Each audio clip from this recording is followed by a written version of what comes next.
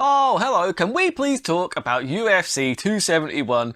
I'm going to have a quick recap of all those fights. Let's just see how my bets actually did. Joey, they're billed as terrible bets. And spoiler alert, they were as advertised. Also, going to have a quick look at what's been going on in the news. There's not really been that much in the news when it comes to MMA, because it turns out all of it is basically clickbait. I don't know why, but especially with mixed martial arts, most of the MMA news sites, if you actually listen to the interview that they're referring to, the person that they're speaking about, their headline usually never actually happened. It's usually completely made up, right? I know it's not exclusive to MMA news sites, but it does seem like it's especially prevalent because I come across it literally every single week when I'm kind of researching this show. And honestly, the clickbait, it's so obvious as well, and it's egregious. It's ridiculous. Anyway, I'm going to be doing a recap of UFC 271, and like I said, a quick look at the news. If that sounds good, stay with me for the Burt Locker episode 106.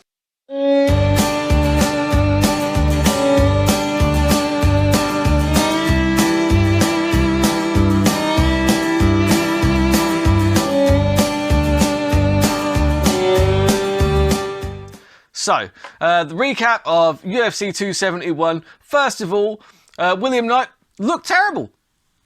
I was hoping to see... this was a weird one, right? Because I did wonder why it was being billed as a heavyweight fight when they're both still being billed as light heavyweights. But his opponent had fought a heavyweight before as well. And Knight, the thing is, people are saying, yeah, he should make the move to heavyweight. Should he? Like, he was quite outsized in that fight anyway. Do you know what I mean? Other than his legs. He's built like an absolute monster. Like, absolutely gigantic. But he just doesn't seem to be active enough. I don't know if it's because he's worried that he's going to run out of gas, because somebody with that kind of frame, yeah, cardio could be a problem. We've seen it before, let's be fair. But William Knight, he's looked so devastating on occasion that I'm just like, come on, man, if you could just start putting it together, if you could just be a bit more aggressive. And look, because a guy that's got those kind of physical attributes, he could be a real problem. But maybe not at light heavyweight, because I don't know, because he's going to struggle to make that weight always. He's look at the size of him. He's never making 205 easily. Do you know what I mean? It's not like he could probably make 205, but he's never going to do it whilst having a good day. You know what I mean?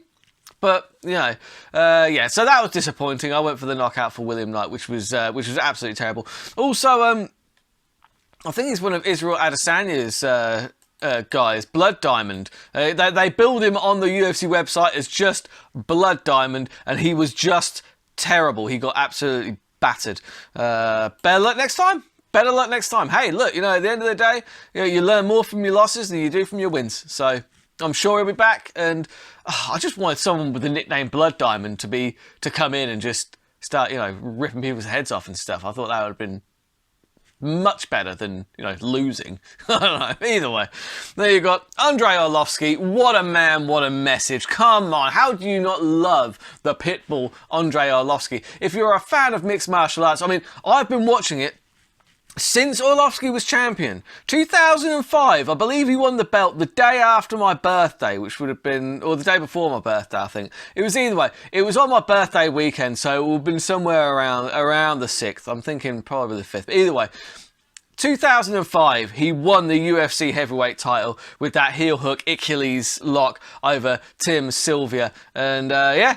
And he's still fighting. He's still fighting in the UFC, and he's still winning. He's still winning fairly consistently. Not spectacularly, but he's still getting those wins. Do you know, what a legend, man. Love that dude. Blonde Brunson is officially dead, or at least he's dead to me. Honestly, wow, because he looked all right. He looked pretty good in the first round. That choke was pretty tight. If there was more time on the clock, he'd have probably gotten the submission in round 1. But there wasn't more time on the clock, so that's irrelevant. Do you know what I mean? If ifs and buts were candy and nuts and all of that, do you know what I mean? If my auntie had balls, she'd be me uncle, as they say.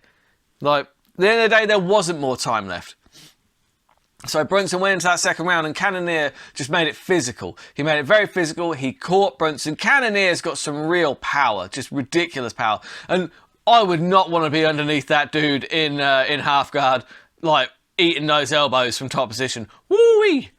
They were nasty. I mean, the towel did come in, but actually I think throwing in the towel is basically meaningless in mixed martial arts. Let me know in the comments if I'm wrong. I might be wrong here, but I'm fairly sure I've seen referees pick the towel up and just throw it back out and just let the beating continue. I'm sure I've seen that before. I don't think the towel actually stops the fight. In boxing, I think the towel actually stops the fight. Again, if there's any boxing experts out there watching, Dave, I'm looking at you, mate. You're a boxing fan, right?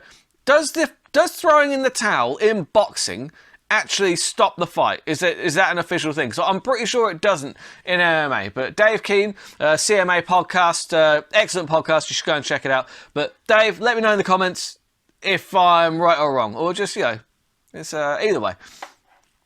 Either way, the towel didn't do much because he was just eating elbows. And those elbows were nasty. I think, so Cannonier is likely going to be fighting Israel Adesanya next. Spoiler alert, Israel Adesanya won. I'm getting to that one in just a second. But Cannonier, if he's going to win that fight, he needs to make it physical. He needs to do what Gastelum did. He needs to get in there and he needs to get into him. Get into him, He needs to make it physical, because if he doesn't, then Israel Adesanya is going to just cruise to another victory, just picking him apart from range. Just like he did in the main event. Israel Adesanya, look, was it a spectacular fight? Not particularly, but was it? Because Whittaker was far more cautious, and as he was going to be, he got dropped in the first round. Although, right, people are saying, yeah, he got dropped in the first round. Yeah, okay, yeah, he did get dropped. That happened. However, what I would say is, because for a second, Izzy caught him as he was stood square. I don't know why he was standing square, because that's why you keep one lead foot, one back foot, so that you've got a decent base, so that you've got some good balance, so that you can take a shot and not fall down. If you're standing square, how much easier is it to be pushed over? You know what I mean? Standing square. If you could do this as an experiment at home, just get your mate to stand square with you, bang, you can push them over. As soon as they put one leg behind them, so they've got a rear leg and a front leg, bang, all of a sudden their base is much sturdier. But basically, I don't know if he was in the middle of changing stance or what, but I did notice that Whittaker, for a second, just stood square with Izzy, and that's when he ate that shot, which put him on his butt. And I don't think it was necessarily like a devastating shot that kind of stunned him or like nearly knocked him out. It was just that he didn't have his stance right. He was standing square, which obviously, as I just said, makes it much easier for you to be knocked over. Was it a robbery? Absolutely not. No, not in any way. People screaming that Whittaker won and it was a robbery. I'm sorry, but you are out of your minds. You're clutching at straws. The fight was close-ish, but it wasn't even that close. You know what I mean? The rounds were close, but Israel Adesanya, I thought he clearly won like at least 3 of those 5 rounds.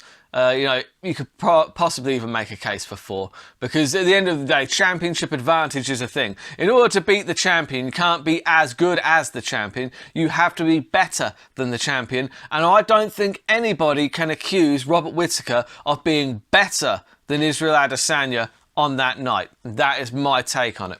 So, let's have a quick look at the news, but before I do, I would just like to thank all of you for your continued support. It really does mean the world to me, and if you could please just like, share and subscribe, that would be amazing, because it really helps me out a lot. I just need to keep pushing those numbers up, baby. You know how it is. Keeping on the grind, keep grinding up those numbers. And also, if you want to show any further support, I do have a Patreon page as well, titled the same thing, the Burt Locker. You do get early access to picks, and there's going to be some extra content coming soon, fighter interviews, which you'll get, like, obviously, like, really, a month's worth of early access or whatever. Either way, there's going to be exclusive stuff on the Patreon, but it's the best way. If you want to support the show, then head over to the Patreon. It's literally £1 a month. It's like you're buying me like a can of Coke a month. Do you know what I mean? And all it would do is it would help me put some stuff aside to try and make the show better. And it would just. But all of your support, your views, your comments, it's all massively appreciated. So thank you. Anyway. let's get into the news. I've only really got one item here this week. So apparently, this is the whole where the title. I think I've called this episode "The Clickbait is Real" because the clickbait really is real, right? So if you take a look at this, right, there's an MMA news site, MMABets.com, right? They're saying that Brock was saying that he believes he should have been paid more by the UFC. Right, okay, that's not what he said.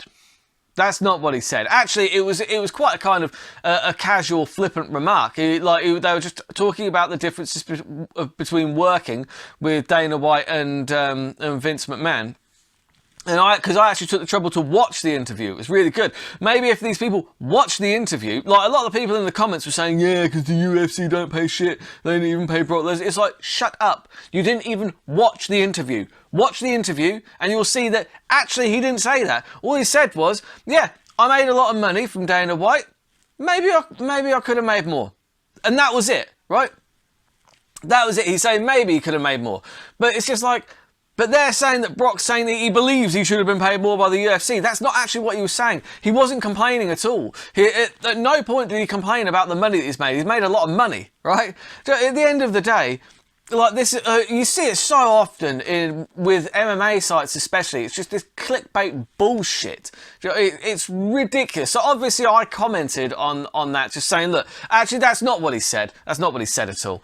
And yeah, the title of the article is completely misleading. Watch the actual article, the interview. The interview is fantastic. It's so good. But yeah, anyway.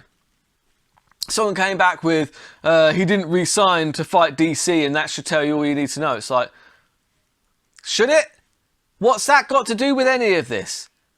I need the shittiest take you have. No, that's too shitty. Well, you just like commented something completely off topic. So they came back saying, oh, he makes more per appearance in WWE, so that's why it's like, yeah, there was speculation on whether he was even going to intend to go back to the UFC anyway, or whether he was using the whole DC fight to try and leverage the UFC's position a bit, to try and leverage the WWE's position a bit. But that's all speculation. It's all speculation. All we know is that he didn't say what they're saying he said in the fucking headline, which was the point of the comment. And you've completely missed that point. Here is the point. Here is you. You know what I mean? Not bad. Anyway, also go and watch Brock Lesnar on Pat McAfee. Honestly, it's a brilliant interview. Like this whole new cowboy / farmer Brock. It's the Brock Lesnar we didn't even know we needed. I don't watch pro wrestling anymore, but I might actually have to start tuning in to see what he's doing as like this new, because he's kind of playing himself a little bit more. And yeah, no, I love it. The interview, he's funny, he's having a good time. He seems like a really kind of like likable guy. He's not playing this kind of just this silent, hard, like monster kind of guy anymore. He actually feels like a real person. And honestly, it's an awesome interview. I was laughing the whole way through. It's really fun. Brock Lesnar on Pat McAfee. Go and check that out. Honestly, it's well worth 40 minutes of your time. It's really good. So then we'll move on to Troll of the Week. So I've got a few here. So this one is like, I just want to show that I will still go in on fighters that I like. I'm a huge fan of Colby Covington. Huge fan. But this one did make me laugh. You know what I mean? She's got this pregnant woman saying, one beer won't hurt. 33 years later, Colby Covington.